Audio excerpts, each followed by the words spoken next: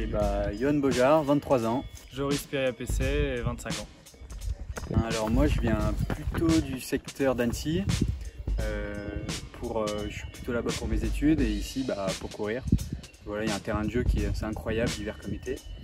Et voilà, je bosse aussi à l'ESF en ski de fond juste à côté d'ici. C'est un peu toutes ces choses qui m'ont amené à la Clusaz. Et surtout je suis tombé amoureux des combes qu'on voit derrière et de ce spot qui est incroyable, quoi. Enfin, moi pour le coup j'ai toujours été là, je travaille là, je m'entraîne là, donc c'est sûr que comme a dit Yo, quand on connaît un peu le secteur, il y a vraiment de quoi faire, que ce soit à pied, en vélo, en ski, il y a des lacs, il y a vraiment de quoi vraiment s'éclater tout au long de l'année avec toutes les conditions possibles. Du coup c'est ça qui fait qu'aujourd'hui j'ai pas envie de partir du coin. Ce qui est cool ici, c'est qu'il y a une diversité de sentiers, de chemins et de spots qui est incroyable. C'est que tu peux courir sur les balcons des confins, un peu partout par ici, puis faire des choses assez faciles. Et puis après, tu peux monter dans les combes. Et puis là, c'est incroyable, c'est de la vraie montagne. Donc voilà, je penche un peu plus quand même pour les combes, mais tu peux quand même trouver des choses bien plus accessibles et c'est ça qui est cool.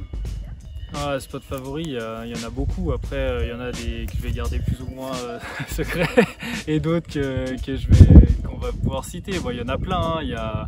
Là, juste derrière nous, il y a le trou de la Mouche. C'est quand même une rando classique qui peut se faire à pied, en courant pour les plus avisés. Et puis après, comme dit Yo, en fait, ce massif, c'est un enchaînement de combes. Du coup, on a beau voir que ça se ressemble tout, mais en fait une fois qu'on est dedans, on trouve à chaque fois une ambiance et puis une atmosphère différente qui est assez sympa quand on s'entraîne. Du coup cet automne, pour ma part, je pense que je vais rester un maximum ici, en espérant que la neige vienne entre guillemets un peu tôt et de manière on va dire pas juste passagère, et qu'on puisse chausser les skis assez rapidement. Mais après le but ici ça va être de rester tranquille dans le coin et puis de profiter un peu de la montagne et de ces beaux paysages avec les belles couleurs d'automne.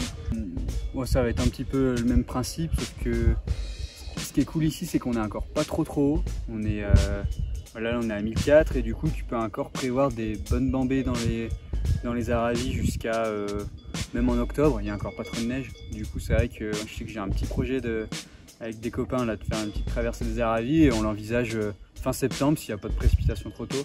C'est vrai que ça qui est cool ici, c'est que la saison finale se finit tard et malgré tout ça arrive qu'on skie dès début novembre ici, donc voilà, il y a un enchaînement qui se fait bien. Ouais, pour cet hiver, pas mal de projets dans le coin.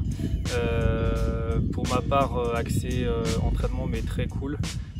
Plutôt projet perso et un peu montagne. Et puis sachant que cet hiver on ne sait pas comment ça va trop se dérouler avec la conjoncture actuelle, ça fait du bien aussi de pouvoir profiter à max des conditions si elles sont dans le coin. Et puis un peu de boulot aussi quand même. Et puis voilà. De mon côté, c'est bon, pareil, l'hiver sur les planches, plutôt les compètes en ski alpi, on essaie de faire un bel hiver en espérant, voilà, que, comme dit Joris, que les compètes aient lieu. Et puis après un peu de boulot à l'école de ski aux confins ici. Et voilà, donc on vous donne rendez-vous cet hiver ici avec les planches.